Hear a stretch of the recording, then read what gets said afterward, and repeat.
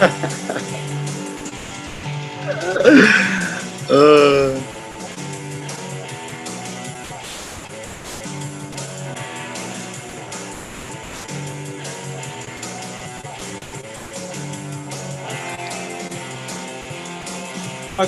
and we are here. I'm sorry we're a little bit late, but we're here and we're present, and we've got our special guest who, well, I describe him as a batting dynamo and a bowler's total nightmare. It's Jason Roy. Thank you very much, Jason, for joining us tonight. No problem. You're welcome. And it's good to hear that you're going to be a bowler's nightmare again tomorrow, I guess. Yeah, we'll see. Go to the ground early, have a warm up, see how I'm getting on. But yeah, I'm looking forward to being back on the park. It's a frustrating kind of time when you pick up a niggle, but we're all good. Excellent. Well, they hardly need you actually, but I mean, God, No. the Sri Lankans must be quaking in their boots. Anyway, welcome to everybody else as well. I know some of you will have joined us tonight for the first time. So welcome to our club. This is an event we have every week with a different player, obviously. And it's in aid of the Cricketers Trust, the Professional Cricketers Trust. So there'll be an opportunity at some point to donate if you're interested, and also to join our club. And you can get a regular attendance at one of these events. Noughts is behind the scenes producing, and Simon Mann, of course, is here as well. And Simon, you sort of witnessed the players coming all the way down from Durham yourself today. Well, only that. They all came down from. I saw them all trooping off the train at King's Cross. I mean, it's a long way to drive, isn't it? And I don't know whether flying's an issue in COVID time. So yeah, you were all on the train, shepherded off separately in a separate way, and presumably off to your coach down to your hotel just on the north bank of the Thames there, I should think. So where are you, Jason? Yeah, north bank of the Thames, right beneath the London Eye. But we've been told strict instructions. We're allowed outside to go and get some fresh air, but stay away from the tourist hotspots. So. Not sure they thought that one through, but we're here now and pretty confined to our room as we have been for a very long time now. But it's a beautiful day out there. Have you ever been on the London Eye? I have a couple of times. Yeah, a couple of times. I was a bit younger. Took my wife. She's my wife now, but at the time she was my girlfriend. And took her on a date there and thought I was a big honcho. I was like, this is a really special time. But yeah, it was good fun. Great. Well, I mean, you must be looking forward to getting back into the team. As I said, they hardly need you. Talk to us about your relationship with Johnny Bairstow. How does that work as an opening pair? I mean, you've got this phenomenal record, the best average, I think, of any opening pair in world cricket in ODIs. Yeah. How does it work? How do the two of you sort of dovetail, if you like? I think it's such a hard question to answer, and it's one that's been asked many, many times. And I think it's just a case of us just putting pressure on the bowlers. We hit the ball in different areas, which I think almost poses that kind of left-handed, right-handed threat type thing. And then, we're both quite imposing on the bowlers. So we like to take the aggressive option more often than not. And I think when you're doing that, you don't let a bowler settle. And if a bowler's not settling, then it's a lot harder to bowl to. So, I don't know what it is. And I think it's always, we're two individuals that are striving to be not just the best England openers or best England individuals as well, but the best kind of in the world. So I think that helps a lot. We've both got huge ambitions for our careers. One of the fascinating things about opening the batting in this England side in one-day cricket is you try to be positive. You try to make the most of the power play. How do you deal with that sort of risk-reward situation? Because I mean, the greatest thing in cricket of batting is to bat for a while, isn't it? Bat for time, score lots of runs, be out there and enjoying it. But you take that risk early on, so you obviously risk getting out early. And if if that happens 2 or 3 times in a row, I wonder how much you start to doubt yourself, or have you got to the stage now where you sort of totally believe in the method that you've gone with? No, absolutely right there at the end there. The total belief in what I'm in the team for. My role in the team is to go out there, get us off to a great start. And the feeling you have as an opening batter when you get past 50, 60, you can keep going because you've got that depth in our batting. We got Adil Rashid coming in at whatever it was, number 10 or whatever it was the other day. And he's got 10 first-class hundreds. I mean, that's absolutely ridiculous, our depth. So it allows us to have our thought process is so free and so relaxed, and we're able to just go out there and bat. Yeah, if you get out early 2 or 3 times in a row, you get into a bit of a slump, and everyone starts getting on top of you. But I got to the stage in the last 3 years or so, 4 years, or just believing in myself and trusting that it will work out eventually. It will happen. I work extremely hard on my game, and it'll work out. And if it doesn't, then so be it. And then that'll be that. Then it's I've run my race, and that's that. That's life. How easy is it just to hit the first ball for 4? I mean, Johnny Bairstow yesterday hit the first 2 balls for 4, didn't it? First 2 balls for 4. I mean, I was sort of wondering about degree of difficulty, because you haven't had a chance to assess the bowler or the pitch or whether the ball's swinging. Yeah. Well, yeah, I think it also helped. We've just come off the back of a T20 series where we faced him quite a bit. It's normally a nice batting wicket up in Durham, especially with the new ball. It got really slow the other night, actually, but with the new ball, it's generally quite nice. But I think being a kind of reactive batter as well, like Johnny is, it's not hard for him. It's a lot harder for someone who's not a bit more way too technical stuff like that to hit a boundary for 4. But he's just a see ball, hit ball player. He's got the class, he's got the poise in the middle overs as well. But early on, that's our job: put away the bad balls. And more often than not, it's actually not always a bad ball that goes for 4, is it? I mean, you've seen some of those shots the other night. He was 18 off 6 balls or something, and some of them were just beautiful deliveries that he just got on top of and bullied. So I think that's just the way that we've been kind of molded into. I mean, actually, I was driving yesterday, stupidly, rather than on the train, stuck in traffic on the M1, and I was listening to the run chase. And I said to my son, when Johnny was hitting 4, 4, 4, 4 kind of thing, I said, Liam Livingstone, I bet he tries to match him, and I bet he gets out, right? And he did. And I wonder whether with you two, there is a time sometimes when somebody's just in the flow and in the rhythm. Yeah. So the other one recognises that and almost sort of gives them the strike, or gives them 100%. And that's a great feeling, because there'll be days where I get off to a fly and I hit the gaps. There'll be days where he struggles a little bit, and then he has to find his rhythm. And it just seems that we've dovetailed really well through our opening partnership career. Obviously, I wanted to continue as long as possible. And it's I don't know, it's just one of those things. It's quite a strange one. It just works. It's such a hard thing to put your finger on. It just works. You have a little kind of superstitious routine when you walk out together. What's that? And is it always you that takes the first ball? Yeah, I always take the first ball. I always take the first ball. I wouldn't say we got a superstitious routine together. I think it's just the fact that I take the first ball. But before, isn't it on the way out? Yeah, on the way out, we'd just tell each other, just do what we do in the nets. We just remind each other what we've let's go out and do our job. We say that a lot. We say whenever we get to a 50 or 100, we're just like, there we go, just doing our job. That's the sort of mentality. We're trying to keep it nice and relaxed, and because at times it's professional sport, you can get really intense about it and overthink all this rubbish that goes on around it and whatever. But yeah, it's just pretty. Try and keep it pretty relaxed. Have you always played like that? I mean, from the age of, I don't know, when did you first start playing cricket? When I first started playing cricket properly, caring about it, probably 16 years old. I thought, okay, I'm pretty good at it, or I'm enjoying myself. And to be honest, I was never really like, oh yeah, I'm pretty good at this game, I want to take it forward. I was just always enjoyed it. Always loved going out there, meeting up with the guys before the game, chatting rubbish, and then going out and playing it. The camaraderie of team sports is just incredible. So, but I have always been relatively free-spirited with the way I go about my batting. However, obviously playing international cricket, there's a huge shift in your work ethic and the way you mentally prepare for games. Your top 3 inches is probably the most important. You get to my age now and the amount of games I've played, the top 3 inches of your body are probably the most important out of everything.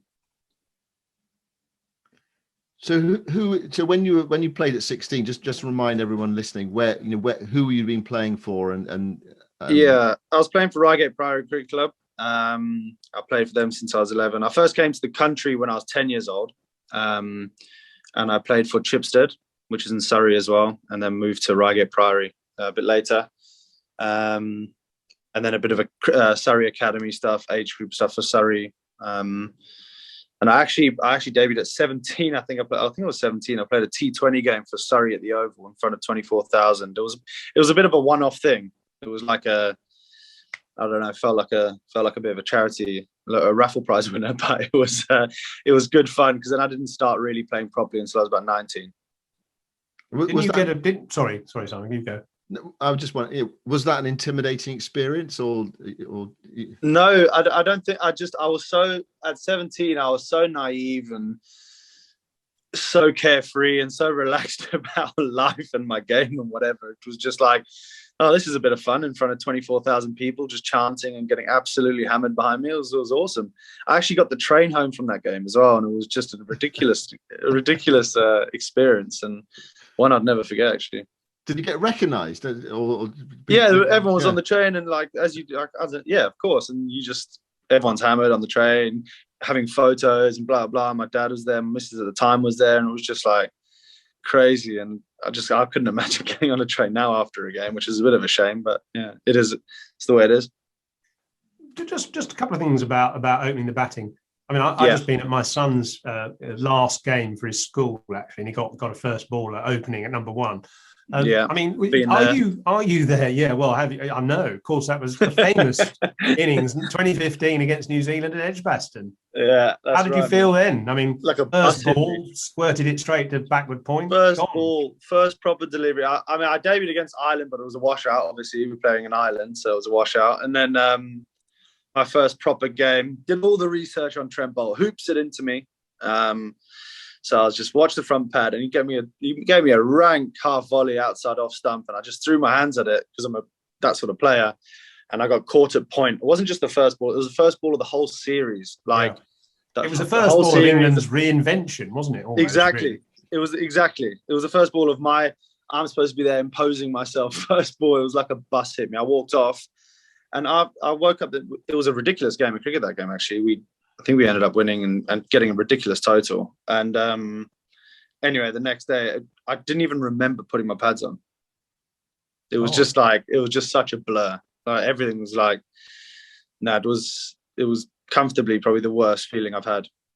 But your job as opener and number 1 is not only, I suppose, to get the team off to a good start, but also to assess conditions, to sort of figure out what are the good shots to play and what are the risky shots to play and what a likely good score would be. Yeah, I mean, as well on the pitches. I played a lot of games on these pitches as well, so you kind of get the feel. You know what's coming, really. So at Durham, it's going to be decent early, and then it's going to get slower. At Edgbaston, it's pretty much going to be a beautiful wicket throughout. Trent Bridge, same thing. So you're looking at 320 plus. Pretty much every venue we play at in England, we're looking to get 320, 340. So you've got to kind of step on the pedal a little bit from the get-go, but you don't have to be too reckless because we've got players that can be 30 off 30 and then score a ridiculous amount and still be striking at 190. So it's still having that trust that even if someone is struggling and they're, I don't know, 40 or 50, they will come through in the end. So in a way, is it having all those very good players down to, as you said, to Rashid at 10 and when you had Plunkett at 9 and so on, that gives you the license, does it? Yeah, absolutely. I mean, there's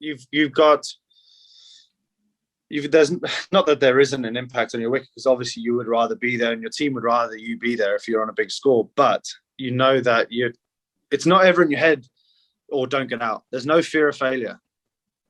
Which I think has been such a huge part of our team ethos and the way we go about our cricket. In the field, with a ball, with a bat, there's no fear of failure. In training, meetings afterwards, people speaking, there's no one that's worried about what people are going to think about what they say. It's just a freedom of speech, freedom of doing whatever you want. And I think that is so healthy and so important. So yeah, and it kind of all feeds down into our batting. When you're in the middle of one of those innings, where the ball's disappearing, I mean, the ultimate was the 180 that you made in Melbourne. Are you enjoying it as well? I mean, obviously the crowd are enjoying it. Yeah. Can you enjoy it, or are you so focused? You're doing your job. You talked about, let's do our job. Absolutely loving it. Absolutely loving it, because you get to a point in your innings where you're seeing the ball out of the hand and you're just reacting to everything in the right way. Your shot selection's just working. The pitch is quite nice. And of course, when you get on top of a team, especially like the Aussies, you're going to be inside, you're going to be kind of buzzing. The Barmy Army's there having an absolute field day. And you're making a lot of people happy. But that's in between balls. Then as soon as the bowler's at the end of the mark, then it's minds on. But in between balls, you definitely have to find a way of switching off a little bit, because otherwise you can mentally just break down. At what point? We have a look. Sorry. No, you go. No, you go, Simon. Well, I was gonna say, let's see. Yeah. We haven't got the 180, but we've got the 162 at the Oval, your home ground, of course. Yeah, and this was a huge series for me. I mean, I came off the back of the South African tour where I struggled a bit, and yeah, this series was massive for me. There's some. I mean, this is what you're talking about, sort of authentic shots at the start. Just strong shots. Ordinary balls. But there, we're 36 after 7, so it's not exact. We're not exactly going a million miles an hour. But yeah, But this was a series where I definitely felt my way into a lot of my innings, and kind of I needed to take a bit more time, because mentally before it, I was nowhere. I was in a pretty bad place.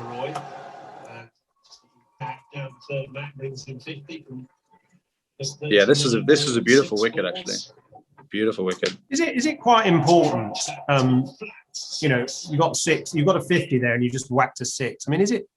Even though you're talking about being fearless and playing your way and all that, is it still quite important to get these landmarks like these 50s and these 100s? 100%, 100%. And I went through a phase. It's more the 100s. 50s are great, but I've always been a firm believer in, as an opener, is that a 50s is nice. It looks pretty on a scoreboard and in your stats, but hundreds and big hundreds are the things that impact the game. Match-winning knocks. You go out in the first game of the World Cup, I got 50 against South Africa. It was great to get off the mark, get a 50. However, you're not really impacting in a huge way, unless you get 50 off 25 balls, and it's a bit different. But I think if you go out, your main aim is to... I went through a phase, I just got sidetracked there. I went through a phase of getting 60, 70, 70, 80, and getting out in those things, playing a stupid shot, and I started getting hammered in the press and really trying to think to myself, like, what am I doing? So I found a way of just getting to 80 and then pretty much starting again, taking my guard again, mindset back to my first ball and getting to 100. So I'd get from 80 to 100 cautiously, and then I can go berserk again. And I think that really helped my mindset into scoring decent hundreds. So this is probably a key innings then, because I think it's your third 100. We'll see you get to the 100 actually in a minute. Yeah. And that was a percentage shot. Yeah. I mean, a lot of them are, apart from the rundowns, most of them are. I mean, the rundowns are something where I feel like the bowler's getting a little bit too comfortable with his length. And I don't want him to keep bowling there, so I run at him and try and hack it away or try and hit it for 6. So this is a great shot. He had 1 point in, I think it was. So you're on 80 odd here, I think. This is 99, yeah. That's my 100. Yeah, ridiculous feeling. You just can't beat it, mate. Honestly, you can't beat it. And it's been a long time since I've scored one. I think it's been since the World Cup, actually. Last time I scored 100. So yeah, and especially to do it at the Oval as well, an incredible feeling. And it was just one of those games where we were chasing a decent total and we needed to get it quite quickly. And actually, this is a good example of you and Johnny together. Johnny lower down the order, but the running between the wickets. Yeah, I mean, you just run Teams Dragon. That's your 150th run. Amazing. Yeah, no, just a ridiculous feeling. And it was one of those knocks where everything was working. Every time I went across my stumps, the bowler bowled it where I needed him to bowl it. there's some innings where you can go across your stumps, try and flick it, and he's bowled a short ball or something like that. They didn't. It was just everything just kind of worked and fell into place. And I think when you score hundreds like that and you're in form. I don't really like using form because I think it's just a weird mental state. But when you're doing that, you're just hitting the gaps. They're bowling where you want it to bowl. You're thinking clearly, and you're just making the right decisions. And that was one of those knocks. It was just, yeah. How can you move this team forwards to another level? We're always in training and stuff. We're talking about it as well. We had a big meeting before the T20s on where we stand. Our psychologist came in and we had a meeting about it all, where we stand, where we want to go for the World Cup, the T20 World Cup. And there's no one in the team that stands still. There's always people, you're always asking questions. Everyone's speaking to the bowlers. Like, I'm always speaking to the bowlers about, am I running down too early? Can you see it when I change my grip for the reverse sweep? And you like small things like this that really make a big impact come big games. So I don't think it's like a conscious effort to take it to a new level. I just think naturally the way we work and our work ethic will take it there. Wow. That's, yeah. Sounds ominous. Yeah. For opposition. What about? Yeah, well, the other thing as well is we never held the World Cup and a T20 World Cup all at the same time, and that is a huge motivation. Obviously, leading into this World Cup, we were at home and we were the favourite team, so that was a huge occasion. So we had something to work towards, and we achieved that by the barest of margins. And then now we got T20s to go and try and do the same. What about playing in the UAE, Jason? Yeah. How does that? I mean, how much do you think that will differ from India, or do you think the pitches will be quite similar? And no, the pitches are a little bit different. Can be a little bit slower. Indian wide ball wickets are absolutely beautiful to bat on. It's one of my favourite places to bat for sure. But I think I don't really know. I don't know where the fixtures are. There's obviously the Sharjah ground.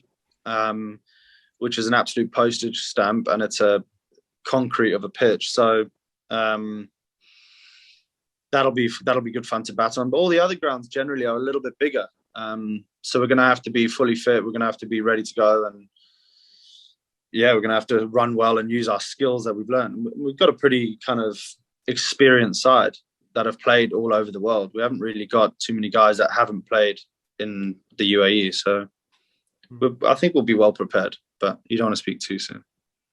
Yeah, of course, the last IPL was in the UAE, so yeah, a few guys will have had plenty of experience of that. Yeah, and I don't know about the scores, but yeah. Shall we just go? We will just have to revisit briefly one of your finest moments. Just talk us through. Oh my God! Again, yeah. No, I'm not going to play the. I'm not. Well, my hands are sweaty already. Don't worry about that. So two to win. Right, talk us through this then. No, yeah, I'd made a couple of mistakes previous, and the ball, when you're making mistakes, the ball just follows you, and I just knew that last ball was coming to either me or long on, and when he shaped up to hit it, I thought it was coming a lot harder, and I just remember I reckon I was at about 70%, if that there. I mean, you can see deep square there. He's overtaking me running in. I've picked it up so slowly, taken an age to throw it because I know that all I have to do is get it in the general area of Joss. And Joss was standing on the left-hand side of the stumps, which obviously at that time, you don't think about that.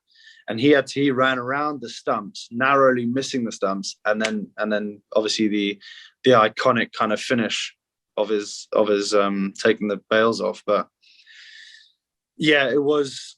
I actually got asked it today again on the train down. Sammy Curran was randomly as well. I'm just there relaxing, listening to my music, just catching up with some news or whatever. And he taps me on the shoulder. He goes, "Do you reckon you would have come back from? Would you come back and still play cricket if you had fumbled that ball and ruined it for the team?" I was like, I took my headphones out. I was like, "Hey, buddy, relax, man. Like, jeez, I don't want to think about that." But no, probably not.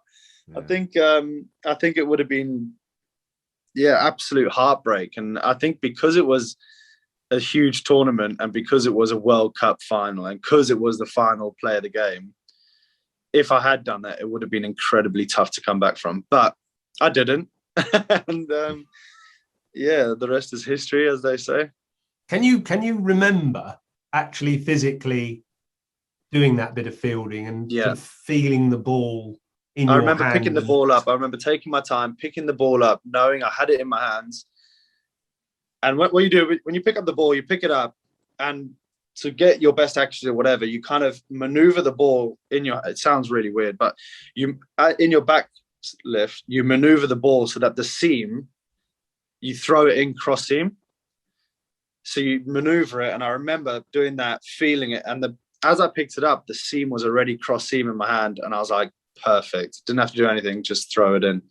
Because the amount of times people throw it in, seam up, and it either slips and it goes too full, or it ends up like reversing in the air and causing nightmares. But yeah, I remember it clearly, the feeling of the seam just sitting perfectly in my hand. And it was one of those days where everything just fell perfectly for us, wasn't it? I mean, there was 1,000,001 things during that game that just was perfect. I remember Piers Morgan saying that he saw you doing fielding practice in that very spot before the game, and you actually you spoke, and I think he said, why are you practicing your fielding? You should be practicing your batting or something. Actually, your fielding was the key thing. Yeah, no, exactly. Forget the 17 runs. I don't even remember batting either in that game. But then the fielding, you know the positions you're going to be in, you know the hot spots you're going to be in. So I would have done long on, cow corner on both sides, as well as all my backward point fielding as well. And yeah, it just becomes muscle memory at that stage. And yeah. I think it's time probably to get some members' questions. Yeah, it definitely is. But here's Alex Gayward, just to kick us off before we get some people in the box there. Did Jason know at that point England had won? He said, I think it was Chris Wokes who said he wasn't sure. Yeah, a lot of the team. So it was so strange because I think it was someone Morg said to me on the way through, if it's a draw, we win on boundary as a boundary count, was it? Is that right? I can't remember what the weird rules were, but I remember him saying that to me, and I think he only said it to certain few players. So there was definitely that feeling of like what's going on for a bit. But I think everyone, as soon as they saw myself, Joff, celebrating, everyone was just like, "Oh, we've obviously won. Then let's just all just jump on each other." But it was like, I think there was a lot of kind of how or what's going on. But I didn't even think about the boundary count and all that sort of stuff. But yeah. Have you, I mean, this is a slight personal question. You don't have to answer this, but you haven't added a World Cup winning tattoo, I suppose, have you? No. And I saw that picture. Thanks. Like yes. Tats and crazy. Was it crazy tats? Yeah. That's a very unflattering photo caught in Barbados on an off day. I'll blame Norts for that. Norts, you shouldn't have put that picture in. No, I'm glad you put it up because that was one of the best trips ever. Those days off are the best days off. But anyway, no, not yet. I will do. Do. Yeah, there'll be some sort of art somewhere on my body that kind of signifies that day. It should be you just releasing the ball, shouldn't it, or something? I don't know. Nah, nothing like that. I can't be putting a picture of myself on my body. Come on. Hey, imagine that. I'd get absolutely ripped to shreds by my teammates. Well, I'm sure there's lots of other opportunities to do that. Right, before we just go to the questions, let's just, as I said, this is an event in aid of the Cricketers Trust. And I know that some of you will have joined tonight who are not members of the club, our World's Best Cricket Club.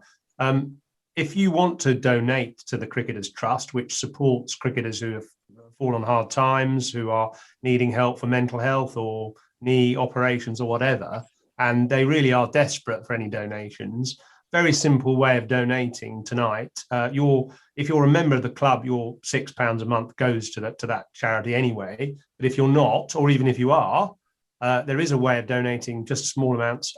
So you text to 70085, either in capitals Trust 5, Trust 10, Trust 15, or Trust 20, and that will automatically donate money to that fund. So text to 70085, either Trust 5, Trust 10, Trust 15, or Trust 20. I'll put that up again at the end. So that would be great if you could support that anyway. Thanks. Okay, let's get to the questions. And but one other little reminder: this is the bit of memorabilia that somebody will win later, signed by Jason, obviously.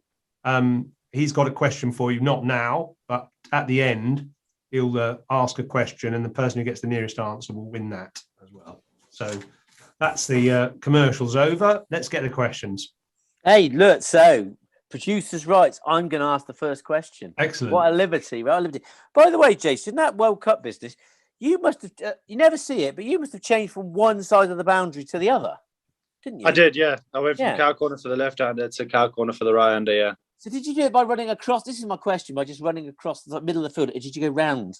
No, straight across. Straight across. You never noticed that you're right. It's like he's everywhere. Anyway, he put some spike marks on a length as well, just as he was running across the pitch. This is more levity than anything more profound questions that are going to come in. A couple of weeks ago, you were batting in a Vitality Blast game against Sussex, right? You got this ball. It was on the old down the leg side. You give it a pull. It went up in the air, nice and high, and this 8-year-old child was chasing after the ball, right? At any point when that ball was in the air, did you think, well, I've got away with that one, haven't I? No, do you know what? It was actually one of those times where I was like, this kid's not dropping it. He should be in bed, but it's going to be his night. Watch. I was like, as I hit it, I was like, it's written in the stars for him to be playing his first game at the Oval and to be catching this absolute screamer. And it was such a weird feeling. I was actually funny you asked about that, because it was the first time in my career I've actually been happy for someone. Like, I got off and I was taking my pads off and I was like, is it weird that I'm actually buzzing for that kid? Like, what's he, 16? Yeah. And I was just like, that's a cool feeling. Because I remember being 16, 17 and playing at the Oval, and like, that's a huge occasion. And to pull off a catch, it was a ridiculous catch. Absolutely ridiculous. Because it went very high, and it doesn't really look like it went that high on TV, but it was high. And he had a great celebration. Yeah, the only point he looks like catching it is when he actually catches it. Yeah, you're right. You are right. Because he made some good yards back and then almost dived back forward towards me. I was like, yeah, it was a pretty special catch. But I was pretty made up for him. Anyway, that's me. I'm going to bring in the first question proper now. Was that someone called Lennon? Archie Lennon, yeah. Was that Neil Lennon's son? Yeah, and his grandfather played first-class cricket. Les Lennon. Les Lennon, yeah. So I'm not old enough to have played against Les Lennon, but I was coached by Les Lennon, and I played against Neil Lennon, who was always known as Pinhead, because he had a tiny little head. No, you played against Les Lennon's great-grandfather, yours. Next question. Hello. Hi, Mike. It's Mike. Hello, Mike. It's Mike, the Chris Wokes lookalike. Yeah. Or I wish. He wishes. Jeez. You need to unmute yourself, Mike. Must be a good-looking fella. Well, I wish I was. Come on, look at him. Look, anyway. There's a lot of Chris Wokes. He loves Chris Wokes, don't you? I absolutely do. Yeah. Kind of embarrassed myself in front of him a couple of months ago. Mate, you've got good taste. He's beautiful, man. I just want to sort of, thanks for everything. Thanks for tonight doing this. It's great. No problem. I just want to sort of say, one more question is, do you think you were given a fair shot in the Test team? I thought it was pretty tough sort of opening in your first series in the Ashes. I know it was the Ireland game before that, but considering your record at international level in the white ball format, I felt it was a bit harsh. I don't know. Do you think you were given a sort of fair opportunity? It's a great question, and one that's definitely been stewing in my head for a very long time. I got dropped, obviously, for the fifth and final Ashes match at the Oval on my home ground, and that hurt a lot. More than I thought it would at the time. It didn't hurt. At the time, I was like, okay, fine, I understand. Like, I haven't been performing.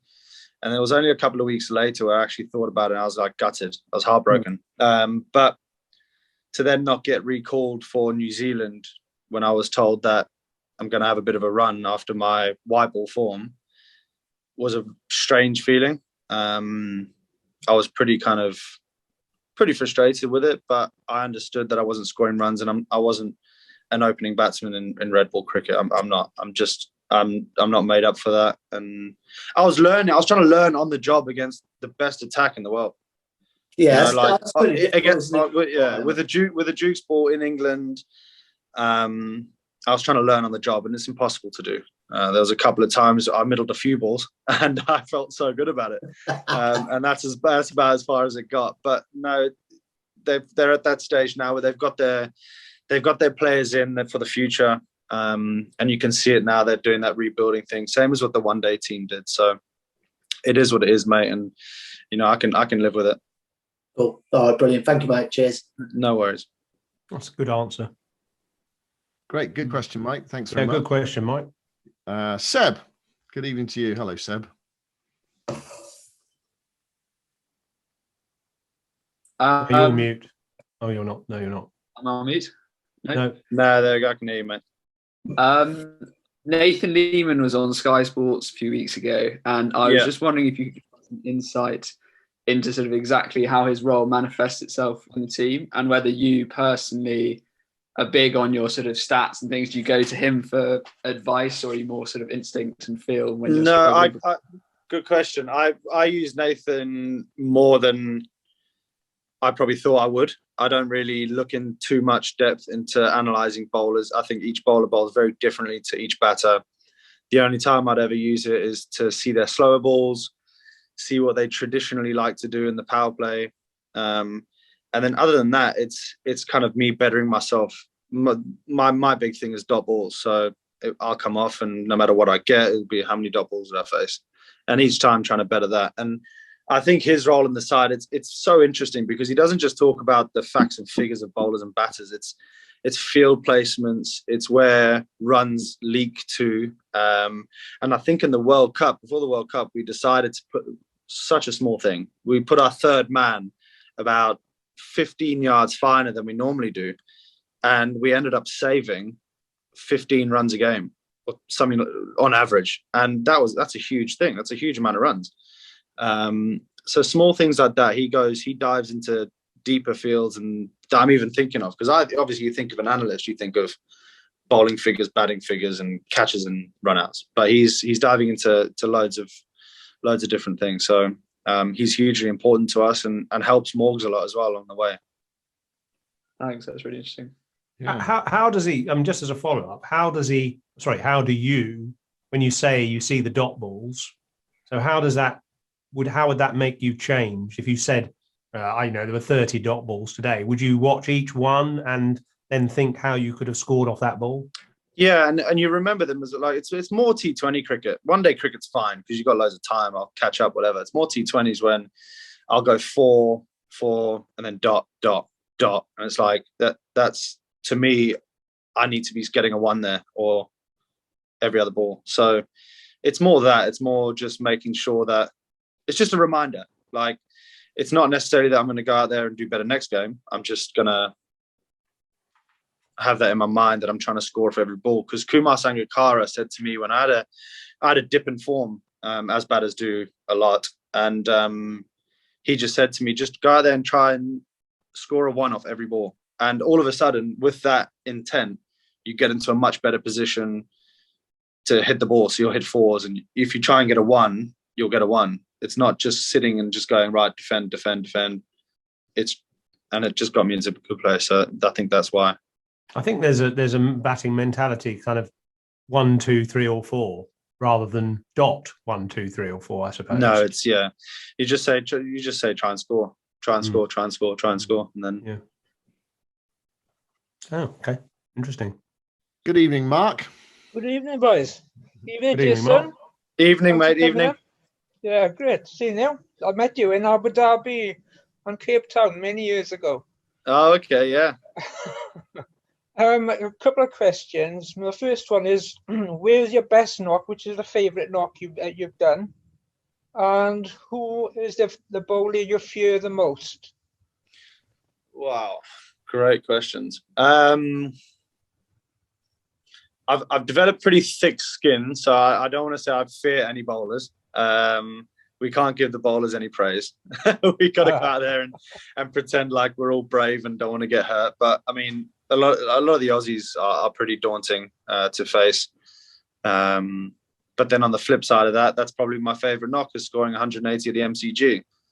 And then it wasn't even 100, but it was in the World Cup against the Aussies where I got 85. That was two of my favourite knocks. And the 85, I say that because it was just one of those knocks in a huge tournament in a semi-final against our biggest rivals. And I just remember just middling the ball a lot. And that felt amazing. And then that was an innings that put us in the driving seat to win that game. So, yeah. Yeah, I was at the MCG when you did the 180 knock. Oh, were you? Yeah, that was pretty special. That was an amazing day.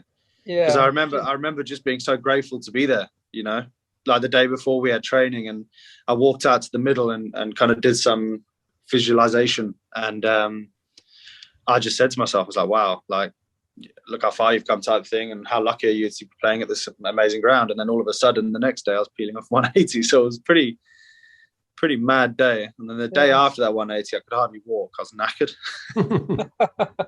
Yeah, it's a big ground. Yeah, it's quite huge. intimidating, isn't it? I think way too much running. Way too much running. Yeah. Thanks for that. Okay. No worries. Well, no I worries, can mate. tell you that who do you think has got you out the most in one-day cricket? Wow, that's a great question. I'm looking at the stats now. I have absolutely no idea.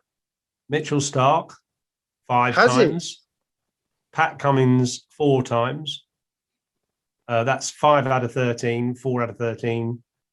Bolt, 3 times out of 9. And Rabada, 3 times out of 8. Rabada, and also he's hit me very hard in the head. Has he? Yeah, he made me change my trigger. Actually, I went out to South Africa for my first away tour with England, and I didn't have a trigger. I used to just stand and deliver, and he bowled this rocket to me that hit me on the badge. I was like, "Whoa! I need to figure out how to face this fast bowling." And then Time for 2 more questions. Yeah. yeah, absolutely. Go for your life. I'm Okay. not going anywhere.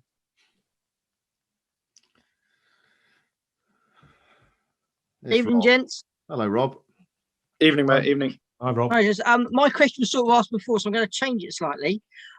So take you back to the World Cup. You and Mr. Bairstow are on fire, and he burns a review for a plum LBW. And then you get out. How raging were you? Because we could see you in the change room sarcastically clapping, but like, did you have any input into him burning that? No, because you know what? I actually completely forgot that he had done that review. So that's why I got so angry at the umpire. So I don't know if you remember, I get a bit embarrassed. I'm a bit embarrassed about it, but I was raging. Of course, I was raging. I was belting it, and it was just an incredible atmosphere. The Holly stand was going berserk.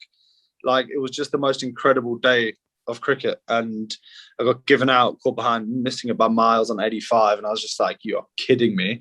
Said to him, I said to him, "I'm going to use the review," and they were like, "You don't have a review." And then I was like, "How the hell can you even give that out? Like, how can you give that out?" And that's what I was saying. Then the leg side umpire came up to me. I was like, "It's unbelievable. It's pathetic. You got to think this is ridiculous."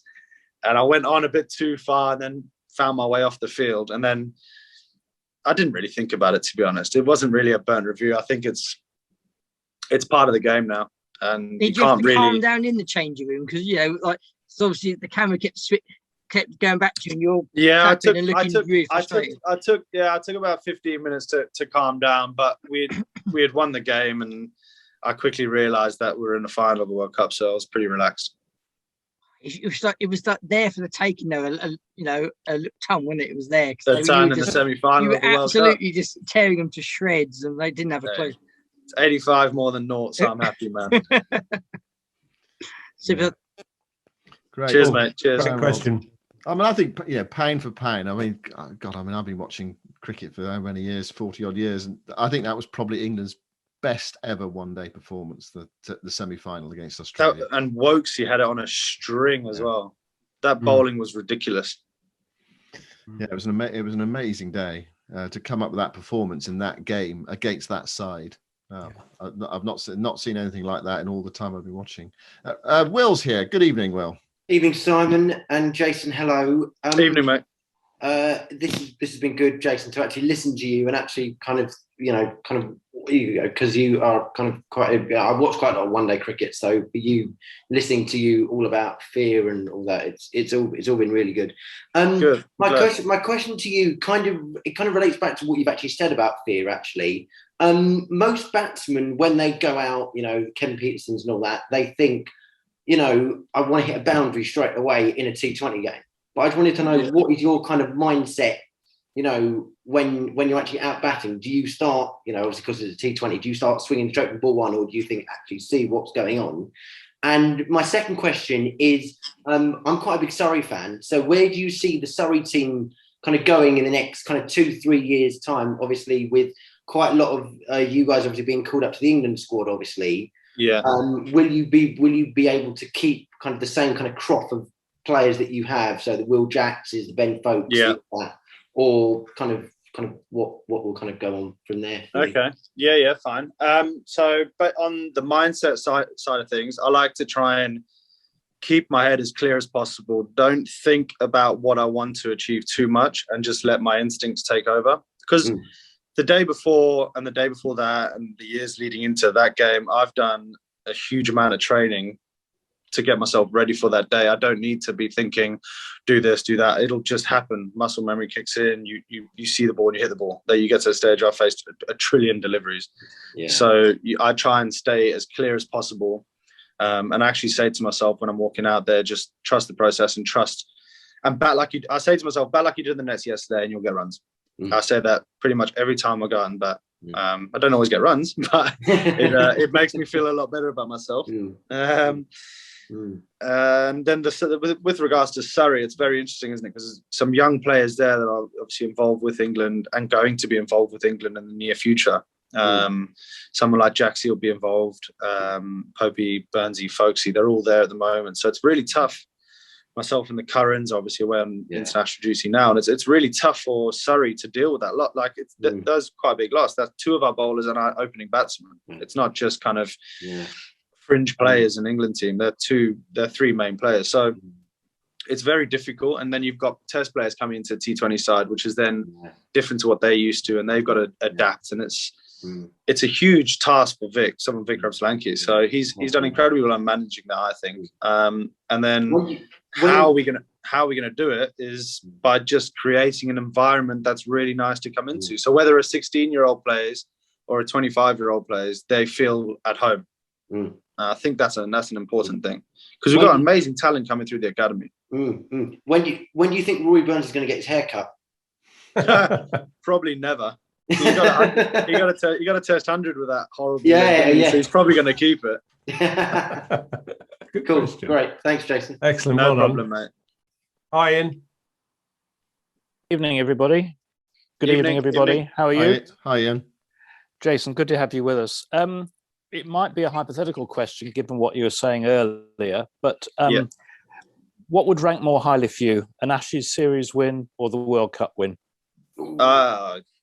Very difficult question to answer. If I was part of that World Cup winning side for 5 years leading into that competition. So for me, nothing can probably top that, until if I was given a run in that test team and was to go to Australia and win an Ashes in Australia, then that would probably come close. But right now, at that time, if we had won the Ashes then as well as winning the World Cup, I would have probably said the World Cup to me meant a lot more to me.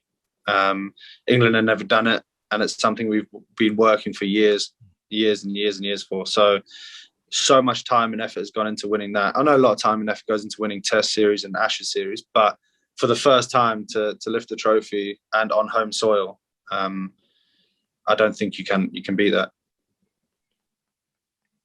Great.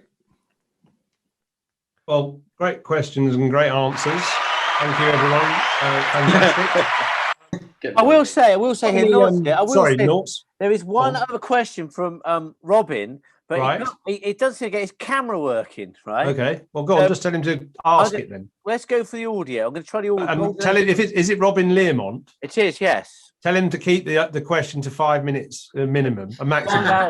Right, I'm going to ask him to unmute so at least he can speak. Right? If it doesn't, there we go. So we've got him. His voice is there. Right. I don't know why my camera's not working, sorry. But anyway, Jason, well done on what you've said so far. I'm going to change my question because there's been several questions asked already which directly impact on my original questions. Simply, in the last few years in the Big Bash, which is right up your street, We've had Alex Hales, we've had James Vince, we've had you, we've had Luke Wright 3 or 4 years ago, I think, doing exceptionally well. Is it because you're playing on very good, firm pitches without too much rain intervention? Or what is it that enables you to almost top the averages or top the totals scored? I think with the Big Bash, like you said, the weather does play a part because you're allowed to get into a rhythm and a routine. And with T20 especially, it's definitely a rhythm and mental game. You have to be confident as anything. You've got to be in the routine and you've got to be having a lot of fun. And it's a tournament that promotes a lot of fun. It's got all the glitz and glamour and lights and bells and whistles and music, and everyone absolutely loves it over there. They go crazy for it. So it's a great environment to play in, and yeah, you go out there and play on very nice wickets, but also you're just enjoying yourself, and that's part of the game, and part of success is enjoying what you're doing. So it's put some of a positive atmosphere, is it? Yeah, it's a great atmosphere, and but most tournaments are there. Most tournaments are positive and happy, and you're enjoying yourself. And if you get off to a good start and get onto a roll, then yeah, it's. But another reason why I asked that is that because weather plays such a big part in this country, you noticed in April that we were all working on different rounds of the county championship, and each round in April it was bloody cold, but at least it was dry, and we were all beginning to dream about a summer that would entitle us to actually hit the ball all over the place, whether we were playing T20 or county cricket. Yeah, you're spot on. You're spot on. It's quite ridiculous since May, and since we all started getting warmer but wetter. The T20s have been played to a completely different standard, and also county cricket has as well.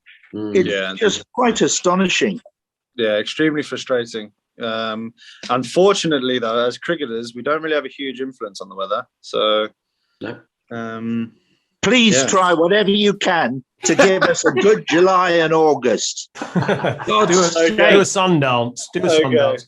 Anyway, thanks, Robin. Hope you get some sun down there and keep your hat on. Make sure you keep your hat on if there's plenty of sun. Right, let's get to the quiz. Just before we do, just to say, those who, as I say, have joined tonight or come with us tonight, if anybody has a quick question at the end of the quiz they want to ask, somebody who hasn't been on the screen yet, please sort of put up your hand or something on the chat box, or ask a question on the chat box, and we'll monitor that. But in the meantime, Simon, shall we do the quiz? Yeah, it's time for the quiz. I don't know how much Jason knows about the quiz, but it's become part of our tradition in the Virtual Cricket Club over the winter and into the spring and summer. The lowest score is still Alistair Cook with 4. No, I'm definitely going to be lower. Don't say that. And the highest score is who got 10? Someone got 10, didn't they? No one got 10. Are they not? Yes. Our last contestant was Sonny Gavaskar, and he got 9.5 out of 10. So he's certainly top of the leaderboard. So it's questions about me then. I'm afraid it's questions about you. Yeah. Yes. Oh dear. Okay. So you should know the answers to these. Well, you'd hope so. You'd hope so. I think that's the idea. So it starts with a bit of music.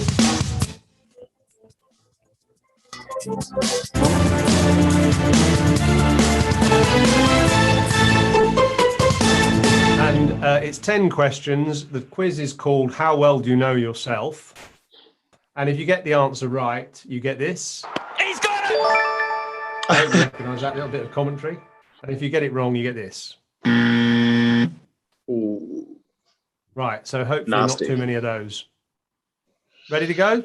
Right, as ready as I'm ever going to be, yeah. Okay. Simon, do you want to start? Okay, question number 1. I think actually the earlier questions are a bit harder than the later questions anyway, so don't be discouraged, Jason, if you struggle to start with. Question number 1. What number did you bat in your T20 debut against Middlesex in 2008 at Grace Road, Leicestershire?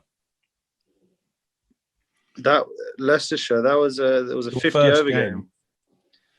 No, it was a Pro 40, wasn't it? It was a, No, it Pro was a T20. 40 It was a T20. That's why I debuted. Yeah. Well, that was your first T20 game anyway. No, it was against. Sorry, I put against Leicester. It's against Leicester. Sorry, not Middlesex. Oh, sorry. Right. Okay. I wrote that wrong. You wrote this wrong. Yes. Ask it again. Okay. It's against Leicester. Okay. No, Middlesex at the Oval was my first game. No, because I remember getting caught by Henderson. Okay. Well, I tell you what. Let's say Middlesex at the Oval. Then I rushed through that question. Ask it again, Simon. That's fine. Middlesex the Oval. I think I came in at 5. Well, that's a bad start. I don't remember. I was 17. Well, the answer we've got, or the answer Yoz has put down, because he wrote the first questions, is number 8. Oh my God, what was I doing down there? That game, you got 4, and you were out. I remember my 4 as well. It was a great 4, and then I got caught and bowled. You were out. You definitely batted number 8, and I gave you the wrong game. But anyway, you got the number of the innings wrong. Right, number question 2. Let's hope you do better with this. How many did you make on your first class county debut against Leicester in 2010 at Grace 74. Road? He's got it. We'll give you that. It was actually 76. No, that's same. But 1 point. So 1 out of 2. Well done. Right. Question number 3. Have you made more one-day international hundreds than first-class hundreds? Fewer or the same? I think the same, actually. I think I've got 9 first class and 9 ODIs. Yeah. He's got it! 2 out of 3. Very good. Nice. I'll take that. Knowledge. Okay. Question 4. In which format do you have the highest batting average? ODIs, List A, ODIs, or first class? ODIs. He's got it! Very good. And do you know your ODI average? Yeah, it's dipped slightly below 40, which I'm fuming about, so I need to sort that out. Well, it's 39.97, so exactly. You haven't got to do much. Exactly. I need to do a bit. You probably got to get 41 in your next ODI to get it up to 40 or something like that. Fingers crossed then, mate. Anyway, very good. 3 out of 4. Yeah, and they're all remarkably similar. 38 in List A, 36.5 in first class, and 39.97 in one day. Question 5. Who has the higher ODI strike rate? You or Johnny Bairstow? I think Johnny has pipped me a little bit, actually.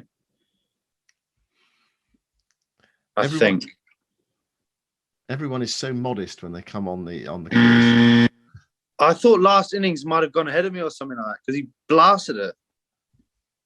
What's mine? 105 or something? You're 107.14 and Johnny is 105.28. He's 105. All right. All right. Oh, well. There's some bragging rights for you.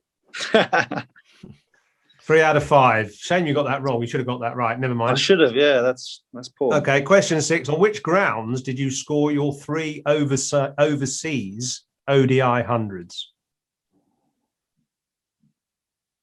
In the UAE against Pakistan, Australia, are they both in Australia? And West Indies. Barbados. I think it was Barbados. Yeah. And Barbados. And the main ground there in the UAE, in Dubai, sorry. Yeah. And then MCG. He's got it! Correct. 4 out of 6. On fire. Question 7. Against which country have you made your highest T20 score for England? I think against New Zealand. I think it's New Zealand it's either New Zealand or South Africa. One at the World Cup or one recently. I'll go for the semi-final in the World Cup, New Zealand. 70. He's got it! Yes, there we go. 78. 78 in Delhi in the 2016 T20 World Cup. What's that, Yoz? 5 out of 7? 5 out of 7, yeah. He's doing well. Yeah, okay. Okay, question 8. Who was the first bowler to dismiss you in international cricket? That's in T20s or ODIs. Oh yeah, who was it? India, T20. Who got me out? Who got me out? Who got me out? Holy moly! I don't know. Is it T20 against India? It is. It is. Yeah, you got all that. You just need. I mean, he's a pretty well-known bowler. I mean, they're all pretty well known, aren't they? He runs into bowl looking very angry. My word! What? It's not Shami, is it? He's got it! Oh, there we go. Yeah, it is Shami. You can see his cheeks. Did he get me out? Quivering. How did he get me out? I can't remember how he got me out. That is a good question. That is a good question, but it's the right answer. It was Mohammed Shami of India, Edgbaston in September 2014. 6 out of 8. 6 out of 8. Yeah. Question 9. Right, here we go. Question 9. Then your fastest 100 for England came against the West Indies in Bridgetown in 2019. How many balls did you take to get that fastest 100? I can give you three options. In the 60s. Okay. 55, 60, or 65? 65. He's got it! Well done. Excellent. Very good. 7 out of 9. Right, yours is the last question, Yoz. This is a slightly more sort of obscure question. I apologise for it. Give it a bit of thought. What do the England lads say is your most distinctive and remarkable characteristic? Oh God! And this came from your friend, the mad fast bowler, with a very long run-up. I thought it would have come from Mark Wood. So what does he say is your most distinctive and fairly remarkable characteristic? I have no idea what he think would of have said. distinctive. Well, think of distinctive anyway. What's your kind of feature, kind of characteristic? My big head. No, it means it's more to do with your behaviour than my your personality. Looks. Something to do with your personality, yeah. Excitable, very energetic. Very good. You got it. Energetic. There we go. All right, energetic. He says endless energy. Yeah. And he said, and that's coming from me, Woody. He's on a different planet, mate. I'm not having that. He's got way more energy than me. Well, he thinks you're pretty remarkable. So well, that's good. I'll take that. I like that role in the team. Keep everyone smiling. Well done. You got 8 out of 10. That's excellent. Good. That's up there with all the people we've had on, Simon. Probably had about 30 odd people. Yeah. I had a bit of help with the one, but that's all right. I'll take that. Yeah.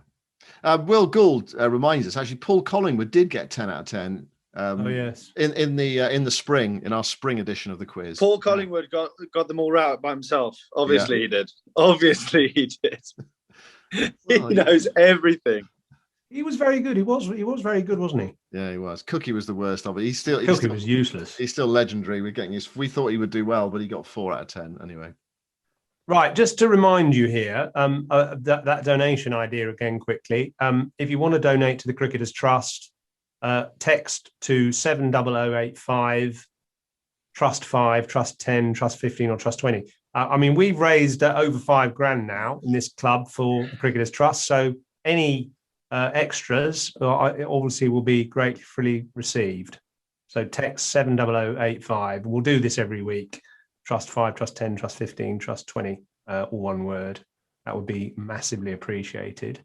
Now, Norts, has anybody put their hand up or posted a quick question? We could probably got time for 2 more if anybody. Well, there was one thing I did see from Rob, who did ask, apropos Collingwood, and I'll just has Jason ever been to Mavericks in Cape Town? That was a question that came up. No comment. No comment. Don't know what that is. That means he has, but probably not on tour. Is that a good coffee shop or something? Is it? Yeah. No, I see what you did there. Very good. Very good. No, we're all good. We're all clear. Okay. Nobody has asked another question. Let me see on chat here if there's anyone. No, I've been having fab evening. Claire Rogers says, great guest tonight. Paul Collins got 10 out of 10. We've already done that. Okay, cool. Well, that's great. Right. So we've got one more thing to do, and that is this. So the winner will win this. The person will win this who gets the nearest answer to Jason's question. And Jason, what is your question? Oh, yeah. Question is, what is my highest score in any form of cricket at any age? What is the most amount of runs I've scored in an innings? And post some answers on the chat box. We'll give you, I don't know, say another 30 seconds. You can have 3 goes each, and whoever's the nearest. All right, so we can look through them quickly. You'd have to be quite quick here, won't we? There's someone who's quite close. Oh, I can see someone who's very close indeed. Okay. Yeah. Right. We'll make a mental note of that then. Yeah, I've got right, him. We'll give you another 20 seconds. There's so many coming. Who's got the highest? 333, Seb Evans. Not bad, Player. bloody hell. Say that. 300, Omar Hack. They've all gone for in the 200s, apart from Jake Bostock, who 184. He obviously doesn't rate you. 184 is all right, mate. Yeah, it's pretty good. It is pretty good. Yeah. So okay, let's say another 5 seconds. 5, 4, 3, 2, 1. Stop. Okay. Right. So no more answers because no one will qualify. And who's the nearest? I've seen Alex Gaywood with 201. Yeah, there's one closer than that, Jason. There's one closer than that, actually. Yeah. Mark is there? Mark has gone for 202. Oh, there we go. I didn't see that one. That's the winner. It's 204. 204 is the answer, the actual answer. So, Mark, you win this. So, I think you've probably won things before, but if you don't mind posting your address on the WhatsApp group, that would be great. Okay. Any parting thoughts, Simon?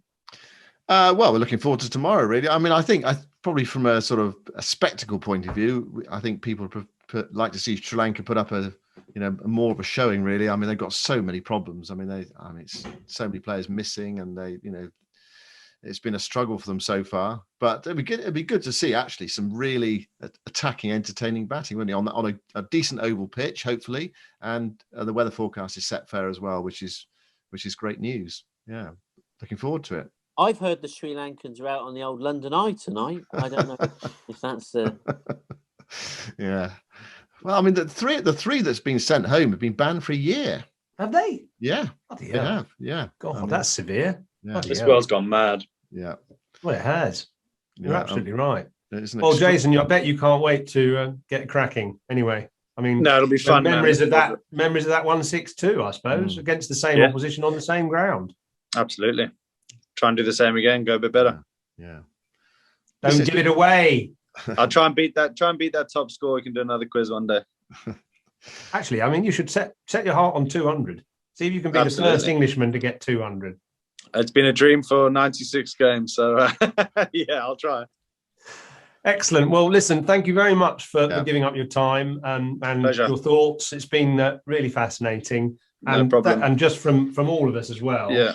Thank you so much for what you've done for the English team. And thank you very much. No, I appreciate that. And thanks for having me. And thanks for the questions. I've enjoyed it. So take it easy, everybody. Brilliant.